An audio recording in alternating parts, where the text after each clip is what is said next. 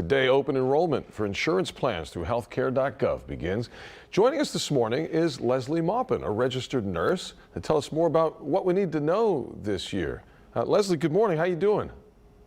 I'm doing great. Good morning. Thanks for having me. So here we go, November 1st, open enrollment. To tell folks that don't understand what we're doing here why this is such an important time of year.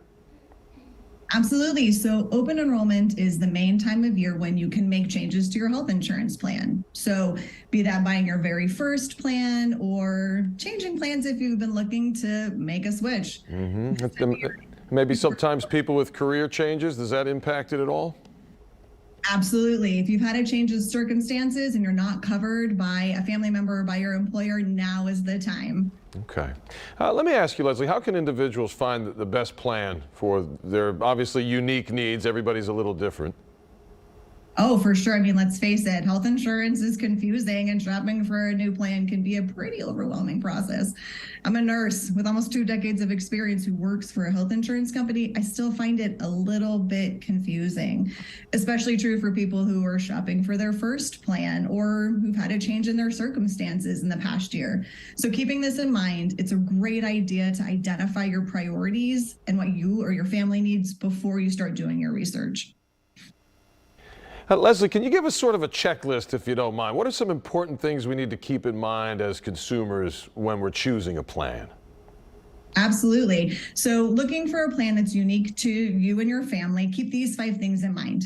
First, think about what your medical expenses will be in the coming year. You're not going to know everything, right? Life isn't like that, but you can make your best guess. Second, estimate your household income for 2023. You might qualify for government discounts, and you can find out more information about that on healthcare.gov.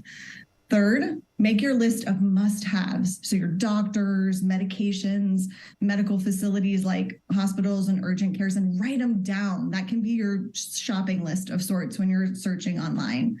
Fourth, figure out who from your family needs to be covered under your plan and add their must-haves to your list. And then finally, go to healthcare.gov or your state exchange to find a plan that is tailored to meet your needs. It's a good idea to go onto the individual plan websites just to verify those must-haves are covered and they're in network. And if you'd like to check out Oscar, you can do so at hioscar.com. All right, Oscar sounds like help, much needed help for a lot of us. Hey, Leslie, before you go, I don't think anybody should be on the fence, but maybe people are on the fence about, should I buy this? Can I even afford this? I mean, we're going through record inflation. Times have been tough with COVID. What do you say to those folks who may be either on the fence or just reconsidering it for whatever reason? Sure. So like I said, I've been a nurse for a long time, and I will tell you, I have seen some things and lots of people coming in with unexpected circumstances that have been thrown their way.